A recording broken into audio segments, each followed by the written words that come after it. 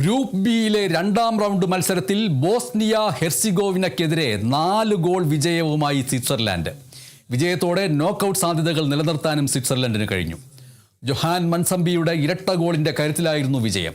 നായകൻ granite ഷാക്കയും Reuben വർഗാസും ഓരോ ഗോളുകൾ വീതം നേടി. ഈ മത്സരത്തെക്കുറിച്ച് professional football coach Subin Pavoor തയ്യാറാക്കിയ റിപ്പോർട്ട് കാണാം. ഗ്രൂപ്പ് ബിയിലെ മത്സരത്തിൽ ബോസ്നിയ vs സ്വിറ്റ്സർലൻഡ് മത്സരമായിരുന്നു. ഇരു ടീമുകളുടെയും തങ്ങളുടെ രണ്ടാം മത്സരത്തിനായിരുന്നു. ഗ്രൂപ്പ് ഘട്ടത്തിലെ രണ്ടാം മത്സരത്തിൽ ഇറങ്ങിയ മത്സരമായിരുന്നു.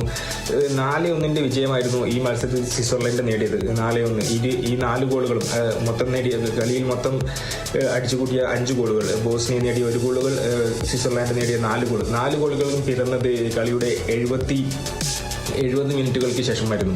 ഈ മത്സരത്തിന്റെ ആദ്യ പകുതി എടുത്തു നോക്കിയാൽ കൂടുതൽ ഡൊമിനേറ്റ് ചെയ്ത് കളിച്ചത്, പൊസിഷൻ കീപ്പ് ചെയ്തും കൂടുതൽ ഷോട്ടുകൾ എടുത്തതും കളിച്ചതും സ്വിറ്റ്സർലൻഡ് തന്നെയായിരുന്നു. പക്ഷേ ബോസ്നിയയുടെ ഡിഫൻഡിംഗ് കരുത്തിന് മുന്നിൽ സ്വിറ്റ്സർലൻഡിന് ഗോളുകളൊന്നും ആദ്യ പകുതിയിൽ നേടാൻ കഴിയില്ല. മറുഭാഗത്ത് ബോസ്നിയയുടെ ഒരു നീക്കം ഉണ്ടായത് അവരുടെ വെറ്ററൻ താരം എയ്ഡിൻ ഡെസ്കോ ഒരു നല്ല മുന്നേറ്റം നടത്തിയിരുന്നു. പക്ഷേ അതും ഗോളിൽ കലാശിച്ചില്ല. ഫസ്റ്റ് ഹാഫ് അങ്ങനെ ഗോൾ രഹിത സമനിലയിൽ പിരികയായിരുന്നു.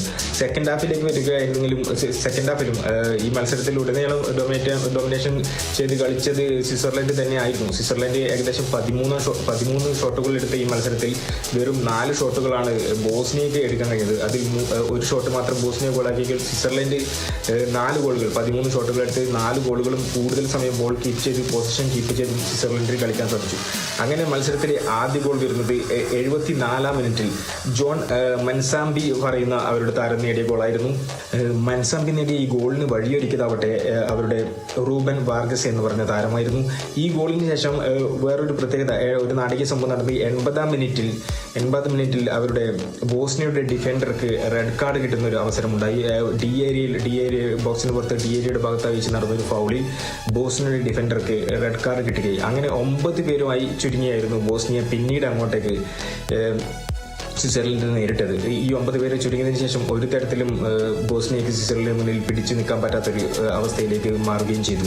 അങ്ങനെ രണ്ടാം ഗോൾ 84-ാം മിനിറ്റിൽ റൂബൻ വാർഗസിലൂടെ ബ്രിൽ എംബോളോ നൽകിയ ബോളിൽ അതിമനോഹരമായ ഒരു വൺ ടച്ച് ഗെയിം കണ്ട ഒരു കളിയായിരുന്നു. നല്ലൊരു പാസിംഗ്, ഇടത് ബോക്സിന്റെ ഇടത് സൈഡിലൂടെ നല്ലൊരു പാസിംഗ് ഗെയിമിലൂടെയായിരുന്നു റൂബൻ വാർഗസ് ആ രണ്ടാം ഗോൾ ഫിനിഷ് ചെയ്തത്. നല്ലൊരു ഗോളായിരുന്നു.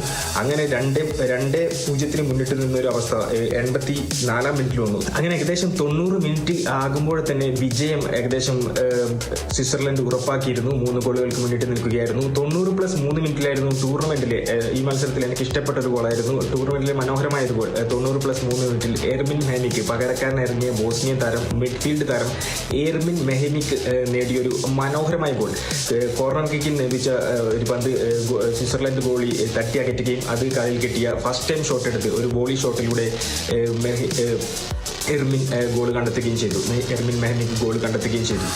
അതുകൂടാതെ അവസാന നിമിഷം ഷാക്കയ്ക്ക് കിട്ടിയ ക്യാപ്റ്റൻ ഷാക്ക ഒരു പെനാൾട്ടി ലഭിച്ചിരുന്നു. അവസാന നിമിഷത്തിൽ ഷാക്ക അത് വലയിലെത്തുകയും ചെയ്തു. അങ്ങനെ 4-1 ഒരു വമ്പം വിജയം സ്വിറ്റ്സർലൻഡ് കരസ്ഥമാക്കുകയും ചെയ്തു. അതുപോലെ തന്നെ 4 പോയിന്റ് അവർ ഈ ഗ്രൂപ്പ് ഘട്ടത്തിൽ 4 പോയിന്റ് നേടുകയും ചെയ്തു. ബോസ്നിയ ഈ കളിയിൽ പരാജയത്തിലൂടെ അവരെ ആദ്യ മത്സരത്തിൽ നേടിയ 1 പോയിന്റിൽ സമനിലയിൽ നേടിയ 1 പോയിന്റിൽ ഒതുങ്ങുകയും ചെയ്തു.